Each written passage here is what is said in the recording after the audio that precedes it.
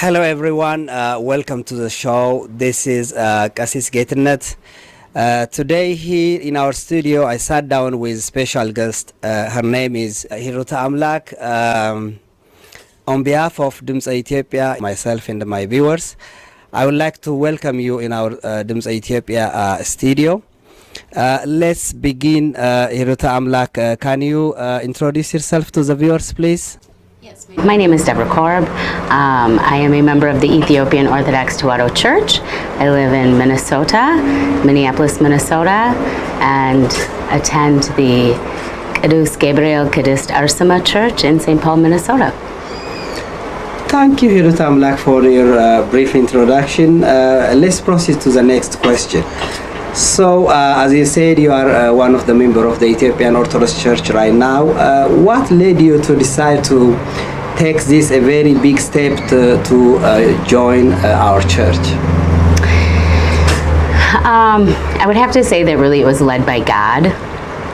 There was a point in my life where we had Ethiopian neighbors move in, and I watched them for a couple years doing their fasting, going to church.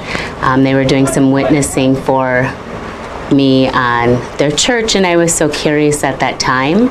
I was raised by atheist parents and had recently gone into the Protestant world a couple years prior to that, and was really questioning the Protestant based on the things that my neighbors were witnessing to me. And they invited me for the first time for Timcat, and it was quite the experience. At that time, all of the churches get together for Timcat. So you're in Minnesota, we're at an off location, so it's not actually going into the physical church. After I went to Timcat, I left for Florida for about 6 weeks. And during that time, I really began to question things like translation. I'm an English major, so I was realizing in the Bible that there were so many different American Bibles and so many different variations of them and how they have different meanings. And at that time, I had prayed to God to please send me a holy man to teach me. I had no idea that that would lead to where I am today. When I came back from Florida, they invited me for Fasika. And the first time that I walked into that church, I was overwhelmed with the Holy Spirit at that time. I can't describe in words what I felt, but I just knew that that was the right place to be. I never went back to the Protestant church.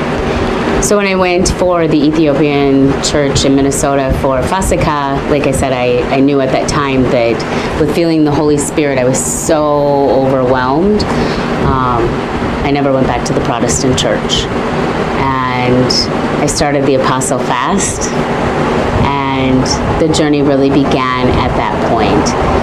It still took from that Fasika until after the next Fasika, a year, to learn and be baptized. It's really fascinating to be the new member of the Ethiopian Orthodox Church. As you know, our church is one of the oldest church in the world, so it's really a wonderful opportunity for you to join our church. So let's go to the next question. Do you feel now you have new identity being a member of the Ethiopian Orthodox Church as an American? Yeah, that's a very interesting question. It's interesting where I'm at. I really feel like I live in two worlds, because as a Faranj American, I'm still in that world with Protestants, but then yet I'm part of the Ethiopian community as well as the Ethiopian Orthodox Tewahedo Church. So it's a process to find your way between culture and the religion, you know, the Ethiopian culture, the American culture, and then the religious culture that there is. So it's really molding myself into who I am. I think that that's a process that's ongoing. I don't think that it's something that just happens and this is who you are. It's just like life. You know, you go through all your phases in life and you change and grow and prosper, and so, yeah. Okay, it's wonderful. The other question I have for you is, as you said, you've been a member of the other Protestant churches. So now you are a member of the Ethiopian Orthodox Church. So what are you missing from the Protestant church that you got from the Ethiopian Orthodox Church? The English teachings. How about the theology? It's a huge difference. A huge difference. You know, it's something that I'm always asked to explain. It's a normal thing, whether it's from the Protestant or the American culture versus the Ethiopian culture. There's huge differences. The conviction weighs so heavy on me when I live in both of these worlds, knowing the truth. Like, for instance, your qasis. The ordination is so much different, and I understand now. The Old Testament and the New Testament are both used in the Ethiopian Orthodox Tewahedo Church, where in the Protestant church, it's kind of forgotten. They say that, you know, Jesus came and fulfilled everything, and so we can just forget about all of that stuff. But yet, what I've learned is there's so many key things that the Ethiopian Orthodox Church holds on to. Like having the deacons and Mary with the icons and understanding. It's like opening up all of these mysteries that I never knew existed.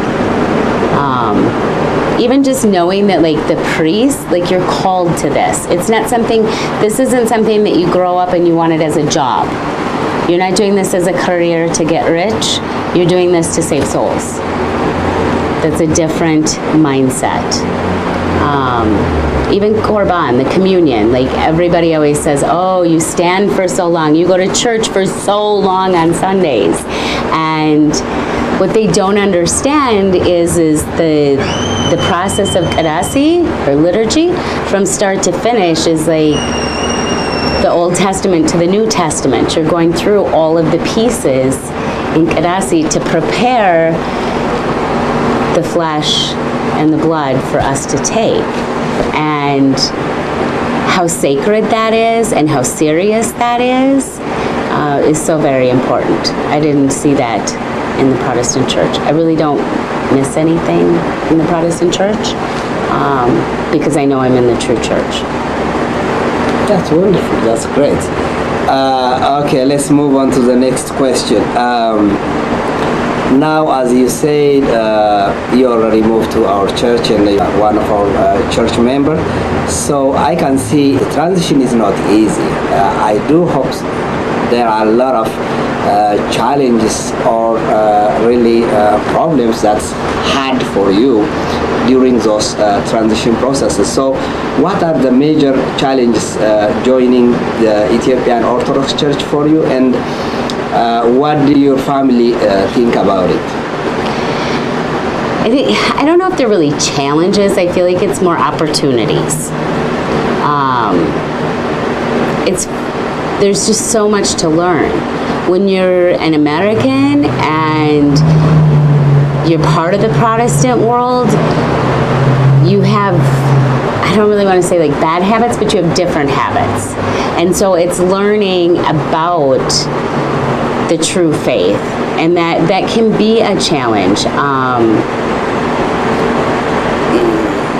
It's how things are done and understanding things, from praying to Kadasi to, there's just so much to learn. So it's important to really get a solid foundation on the mysteries and the pillars within the church. I appreciate that so much, that the qasis that I have, before he would allow me to be baptized, I spent 7 months learning. So I had thousands of hours. So I have a diakon son in Bahadar that was teaching me, as well as my kassis. So I feel I was well prepared, but there's still challenges. So before I could take that first communion, you have to be baptized to take that. I feel like I was more prepared with it, but there's still things that you find out along the way that, oh, I'm doing that wrong, or the surprises, like you have to fast for 16 hours before you take communion. Not that that's a challenge, but it's different. You really have to prepare yourself for things. I think that's so great. Still, I want to emphasize some of the aspects of these challenges. I know when you change from Protestant church to the Ethiopian Orthodox Church, it's not only you change it, the whole family has been changed. Specifically, the role of a woman in the family is very significant. You are the leader at the house, you are the leader in your family, the society as a whole. So how did you, is that easy for your family, specifically your children and your husband, to accept this transition or this change? You know, I want to be frankly honest. So I used to smoke, and when I did the first fast before I was baptized, the apostle fast, after that, I had read that if you smoke, the fasting doesn't count. Can you imagine how devastated I was? I just did a 47-day fast, and it's like, it doesn't count. And for whatever reason, that hit me so hard that when the Filsita fast started in August, I knew I had to quit smoking, because this fast, it really needs to count, right? So I quit smoking. And that, for my family, was a huge witness. So that really, they didn't think that I would ever quit. I was one of those people, it wasn't something that I desired to do. So that was a big change right away. And that they were so happy that it was real. That kind of dissipated some of the challenges, but then different challenges come along, like Christmas. We're fasting during the American Christmas. And so, like, with the kids being home, it's different. And at first, my fasting wasn't a big deal. But now, like, my daughter was just home the 1st of March, and she got angry because you're fasting all the time whenever I see you. And I find it interesting because I don't expect them to fast. So why are you so angry? Like, you can still eat. I'll go out with you. It's just, this is my choice. So my family is small. I don't have parents. I don't have siblings. So it's really my husband and my kids. And my kids are adults. So the fasting is one thing that, for my daughter. For my son, he honors it. When we were first being baptized, he was really questioning it, and I think feeling like I was forcing my husband. And I believe that my husband has shown him that it was his decision. It had to be his free will. It wasn't mom saying, you have to do this, because like you said, the moms are the leaders in families, so I couldn't have him forced into doing this. But those are really just some of the challenges. They respect it. When they see the big change of quitting smoking, that brought a lot of respect. And then with my husband being serious about it, I'm blessed and lucky to not have a lot of challenges. But I could see it being a challenge for other people, other Americans. Yes. That's so great. Let's proceed to the next question. Now you are a member of the Ethiopian Orthodox Church, and you are an American. Really, I do think that God has a special mission with you. That's why God brought you to our church. There is a whole lot of responsibilities on your side. So I was wondering, how do you try to bring others to the true faith of the Ethiopian Orthodox Church? I think that's a process. It's not something that's going to be easy because there's a lot that needs to be done to prepare for it. Like having more materials in English for them when they come. I think that one of the big things is with having Kadasi in English. Me personally, I prefer it in Giz. I would just like the teachings in English because Giz is such a beautiful language. But I think there needs to be English Kadasi options for them so that they can hear what's the beauty and the true message of what's going on during Kadasi. And with that, I believe that it's the children. The first generation is the older generation here for the Ethiopian community, so I know that kind of leads into another question. But preparing the children, deepening their faith, and providing for them in English, and maybe even focusing on them, I believe that they're the ones that will start bringing the English to the church. Because me as one person, to bring a whole lot was hard. But I do feel that I'm the one that when you look at me, it's that reminder that you need to start moving towards the English because you see your children as Ethiopians, but those born in America, they're not Ethiopians, they're Americans.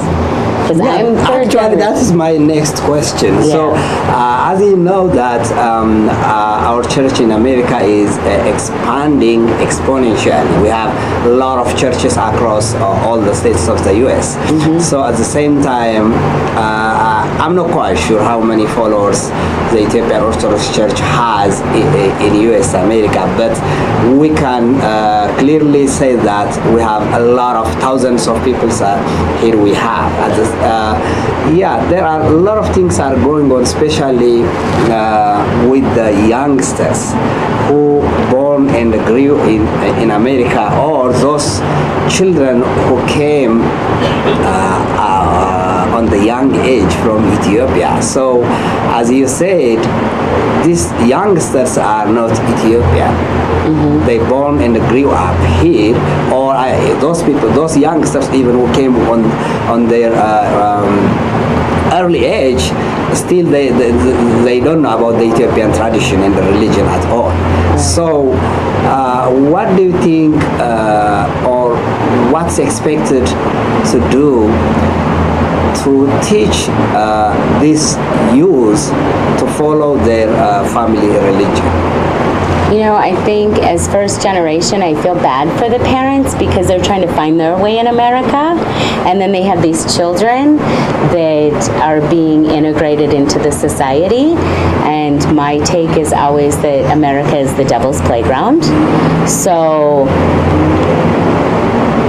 I really pray for the parents to realize that they're not in Ethiopia. There's not an Orthodox church every 3 blocks. They're not living in communities with just Ethiopians.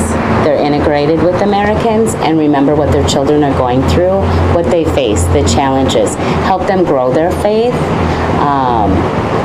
A lot of it comes from the parents. A lot of it will come from the church that needs to be done. There's responsibility all around.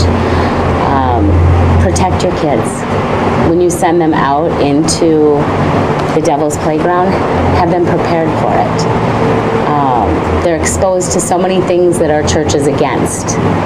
And so it's talking about it so that they understand, so that when they're faced with it, they know how to deal with it, so they're not alone. Because you could have, a child that there may be only 3 Ethiopians in his class of 30 kids. So how do they prepare them to defend it, but also realize that your kids learn in English? They don't learn in Amharic. Conversation is Amharic. They learn in English. The parents learn in Amharic, and they converse in English. So if the parents are going to put something together, they're going to read it in Amharic to understand it, right? The children need it in English. So if you take that to a deeper level of looking at religion and growing their faith, it's the same thing. For them to truly understand the depth of this faith and continue to grow their faith, they need it in English. And that's a struggle. So hopefully we can all figure that out together and embrace it, because keeping the children in the faith is the most important thing. I know there are two main understanding about teaching our kids pertaining to our faith. So those two understandings are, I can say, it's pretty much there are a lot of people are under, we can categorize a lot of people under those two understandings. One of the understanding is that we can teach our faith, our church and our religion by our own language. So that they have to understand Amharic, then they have to learn Ge'ez, they have to learn everything about our church in Amharic. The way we are teaching, the way we are attending church services. Others, including myself, saying that these children, they don't know Amharic. They may know some from their families. Some families even, they don't care about teaching their children our own language, tradition, and the culture. Some does. But when it comes to the church teachings, we must teach them in a way that they can understand better. So what I'm saying is, they knew English better than Amharic in whatever the circumstances. So first we need to teach them the Bible or the faith so that they can have a faith in God. They have to know our church with the language they understand better. So we need to teach them so that they understand the faith first in English. Then we can teach them Amharic. So what's your take on this? Oh, I agree with you. You know, my take is to these parents, when your children take their last breath, do you want them to speak Amharic or have a deep faith in God? And that's really what it boils down to. For me, I'm learning Ge'ez and Amharic. And I believe that because my faith has become so deep, it's given me the conviction and the desire to learn the language. So I believe that the children would learn the language because they want to, because they have the deep faith. But that's something that comes later. You know, parents in America, these first generation, they're working 40 hours a week. Life is so incredibly busy. There's that point where you have to be honest of, you know, do they have time to teach them Amharic and teach them the Bible and the canon and the dogma? Because coming to church one day a week on Sunday isn't enough. So really the burden falls upon the parents. And so hopefully the parents are realizing that, and I know it's hard. So that's where I'm calling on the church to help with that, with, you know, having materials and hopefully getting more of the qassis and diakons to be able to teach in English. Like I said, it's not necessarily the liturgy in English that is so important. It would be nice if even that could happen once in a while, but it's the teachings and having more of that. And preparing the parents, having discussions on this so that the parents can speak freely. I'm sure I've talked to several parents, and it is overwhelming to be here as an American and find your way. You know, a lot of Ethiopians come over here and they have big degrees. I know an Ethiopian that just came last June. He was a professor at Deborah Marcos. He's not a professor here. His degree isn't recognized. So he's making $13.50 an hour working a physically hard job. You're not used to that. And so you're so focused and tired on doing that and then trying to raise kids. When do you have time? So that's my... Yeah, that's really pretty much interesting to hear about it. The other thing is, I know that now we have our church is unified. You know that we used to have two divided synod, three administratively wise, but thank God, praise God, now we have one church. How do you feel this union or the peace right now that we are enjoying by this really miraculous unity and the peace between our fathers? Are we enjoying this? I'm not necessarily from that neighborhood of when the whole split piece happened, but I am from the neighborhood of when the split was real, and then bringing it back together. And in Minnesota, where I'm from, even though there's the peace, that doesn't mean that there's forgiveness. There's still a lot of soreness going on that's hindering, especially with the kids, and having discussions to do English. Everybody's kind of doing their own thing still, where if they could truly come together as one, pick one church in the area that focuses on English teaching once a week. You can still have your Sunday Kadasi. Work together, because you have all these children that is the future generation. Forgiveness, we're from the leadership to the members. Our dogma, our canon, our Bible all tells us to be like Jesus and have forgiveness. For me as an outsider, I see that that's not necessarily what is happening. And for me, that is a sad thing to see that. I see at my church, we don't have everybody come and visit.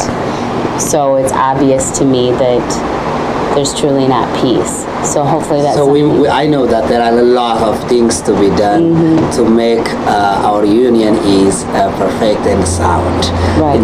It has been a while, the division has been a while, and it caused a lot of problems in every side. So definitely you're gonna play a key role in enhancing the good relationship between us. Let's move to the next question. Now you are a member of the Ethiopian Orthodox Church. Now day and the night you are thinking about Ethiopia, dressing the Ethiopian dress, and you are trying to speak Amharic. I know you've been trying to do Bagana and everything what the church has, even Kamaru. I'm extremely really fascinated by the things that you are achieving or try to achieve in our church, really engaged in the Ethiopian church.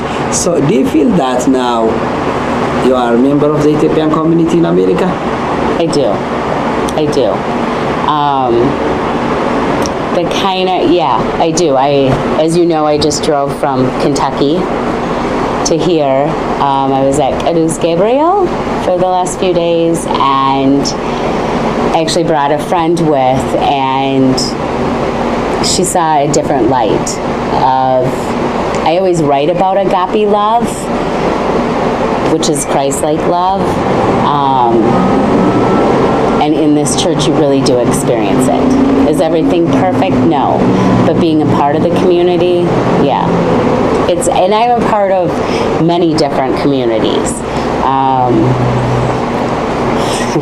God chose me to travel a lot. So like being here in Nashville, being in Kentucky, I go to Florida, Minnesota. So it's just having the connection all around. Makes me feel part of the community. That's wonderful. That takes me to the final question about, I know you've been driving all the way from Kentucky to Nashville. I really appreciate for doing so. You are very much committed. You've been around in many states visiting our churches, and you are not only visiting, actually you are serving the Ethiopian Orthodox Church. Now you've been speaking in a lot of churches too. Really, we are very proud even to have you here in our church. So you drove from Kentucky St. Gabriel Church. I know you've been attending Holy Water there. Just really, it's very exciting and to hear about that miraculous Holy Water at St. Gabriel Church in Kentucky. Please, can you walk us through the experience that you have in that holy water. And I know it's not only Ethiopians are now going there. It's a lot of international communities are going and getting really spiritual services there. So please walk us through that. My heart, half of my heart, as I had told you a while ago, is at Kadus Gabriel in Kentucky. I went there 6 months after my first time being in the Ethiopian Orthodox Tewahedo Church. I went by myself. I saw the power of God. At that time, I saw a man that was blind get his eyesight back. I saw a woman come with an evil spirit, and I've watched people heal. I was there last summer when they had the news piece with the guy that came from Canada that was walking. I saw him. When I first came there, he wasn't walking that well. And I witnessed him actually walking. So when you're seeing the power of God, it's amazing. Today, when I was doing tzebel, there was one mom there that has, I'm sorry if I start to cry, she's in stage 4 breast cancer. And I helped her with her, I didn't know.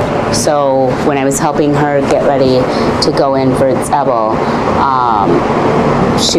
I knew she needed help. She had 2 children with her. So I helped with her daughter, got her in with the holy water.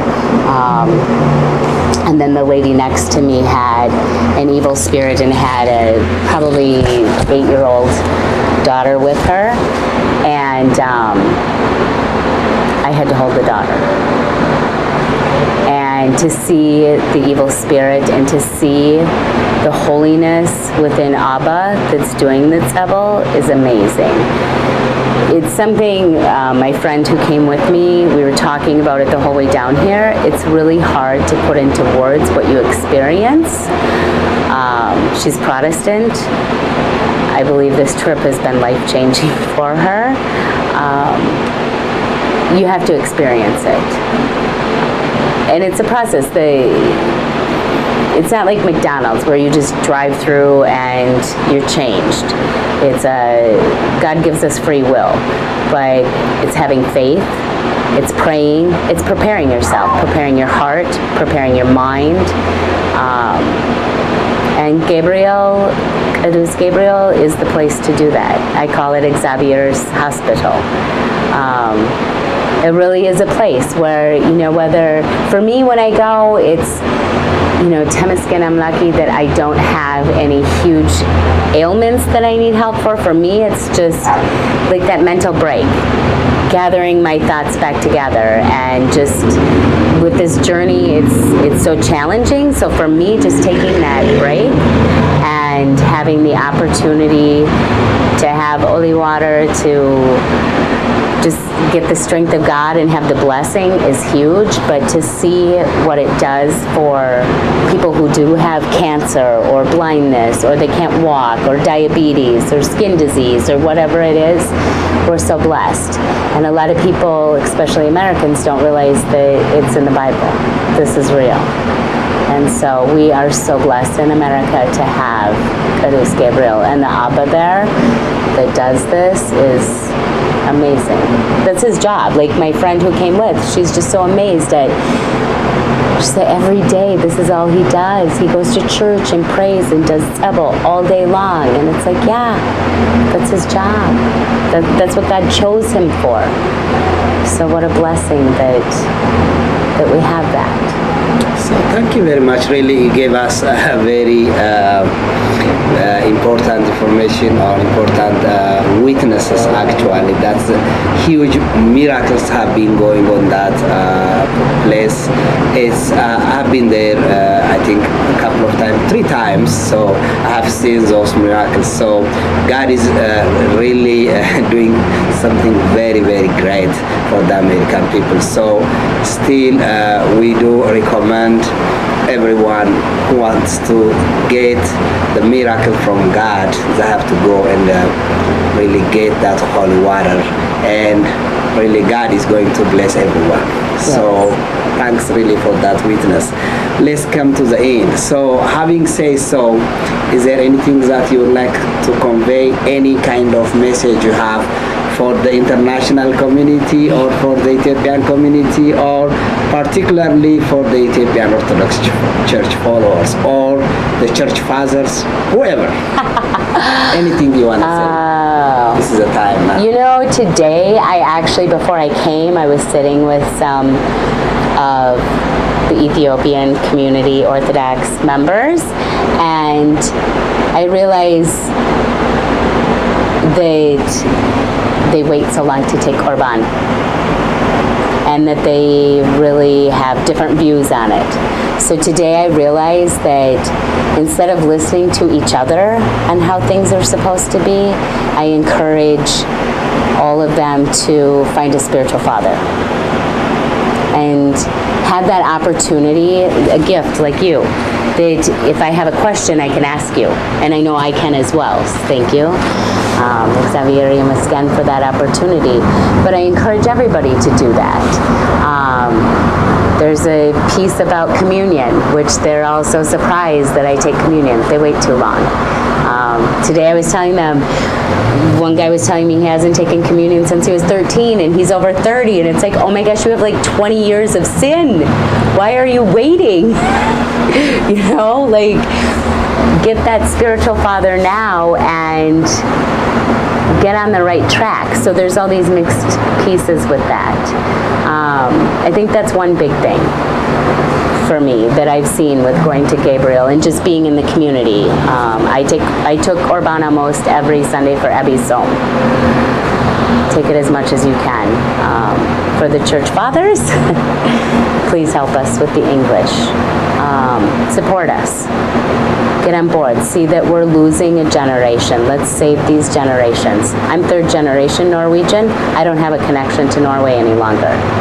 This is going to happen. These second and third generations here in America, they don't have a connection to Ethiopia.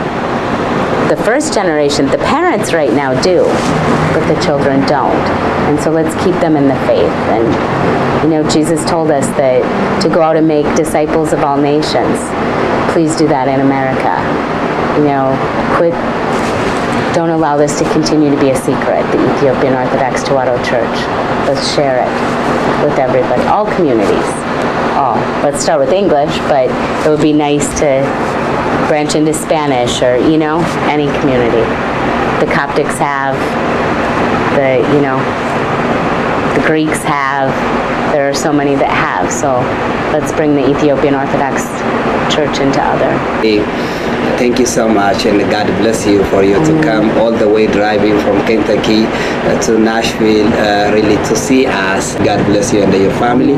Our viewers, thank you so much for attending this interview.